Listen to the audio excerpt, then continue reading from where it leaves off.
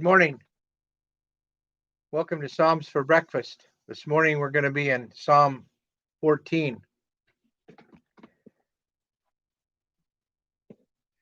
Now, Psalm 14 talks about the world today, talks about everything that we're going through as a nation and why.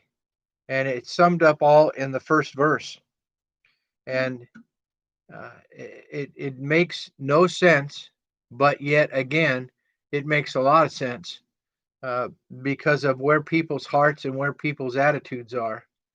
When a person rejects God, their mind becomes sealed or their mind becomes hardened to anything that God might send their way.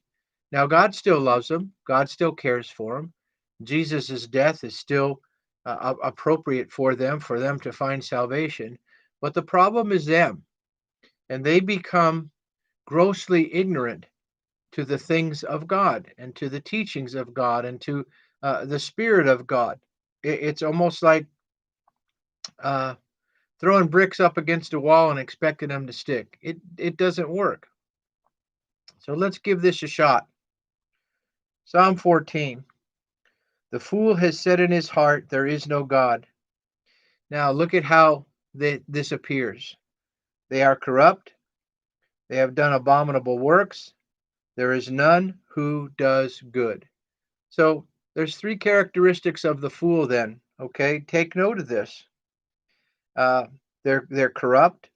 They do abominable works, and there's none who does good. So now, how does God see them? Watch this. The Lord looks down from heaven upon the children of men to see if there are any who understand, comma, who seek God.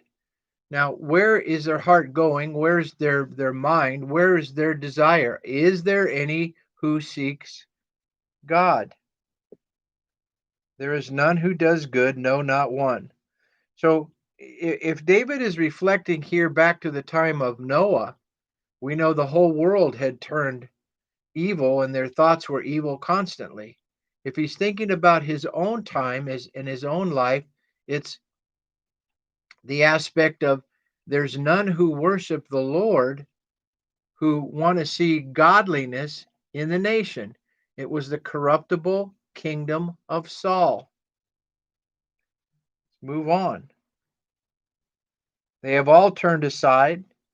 They have all they have together become corrupt. In other words, there's no purity in them anymore. Something that's corrupted means that something's happened to where there's no purity or sense of purity in them anymore. Pure, true word becomes corruptible by the additives that we put in it. There's none who does good, no, not one. Have all the workers of iniquity no knowledge? That's a question. Who eat up my people as they eat up bread, and who do not call on the Lord. So again, there's three aspects here. Listen, no knowledge. They come against the people of God, and they do not call on the Lord. There they are in great fear. For God is with the generation of the righteous. So they stand in opposition of God and then wonder why they can't win, why there's no peace, why there's no joy. But they've refused to submit their hearts to God. You shame the counsel of the poor, but the Lord is his refuge. Listen, oh, that the salvation of Israel would come out of Zion. And we know that this is in the day of David, and we know who's coming, don't we?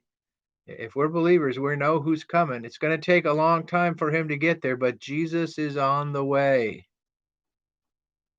When the Lord brings back the captivity of his people, let Jacob rejoice and Israel be glad. Now, again, Jacob, the unrefined, Jacob, the man given to his feelings, passions, and emotion, and Israel, the seeker of God.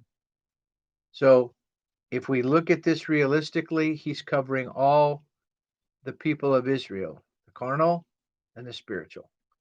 See, he covers the carnal. Yeah, because the heart of the carnal turning to God becomes the heart of the spiritual. Jacob became Israel. It's common sense. Well, the fool has said in his heart, there is no God. Turn on CNN and watch reporting today. Pick up the headlines of the paper and look at the headlines and see how many fools are out there who deny the Lord and are self seeking and self grandizing and self promoting. And these are the people who want to run this world.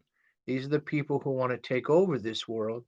These are the people who refuse to be taken in hand. They're the ones that they've been given a moral compass, but you know what they do? They lose it. They lose it. They've lost their way. So they rely upon their flesh rather than relying upon the Lord. The fool, the foolish man, the man who doesn't believe in God, accept God, worship God, stand close to God in any way, shape, or form, he has said there is no God. And again, remember, they are corrupt, they do abominable works, and there is none who does good. Uh, it's wearying to the soul. People have an opportunity, people have a choice, people can turn from their wickedness and submit their hearts and their lives to Jesus Christ. They can trust and obey. They can have guidance. They can have peace. They can have joy. But they throw it all away because they're so self centered and self purposed. Well, choose Jesus today, will you? Will you give your heart to Him? Will you allow Him to guide you into not only the truth, but to guide you into an aspect of righteousness so that you're no longer thought a fool? People get angry when you say, well, you're a fool. You're a fool because it means we have no knowledge. But again, the fool has said, there is no God, and that shows a lack of knowledge. Choose Jesus. Open up your heart to Him. Let Him minister to you in the only way that is good for mankind, by submission and trusting in Him. Have a great day. Look to Jesus. Love the Lord. Be a worshiper of Christ. Amen.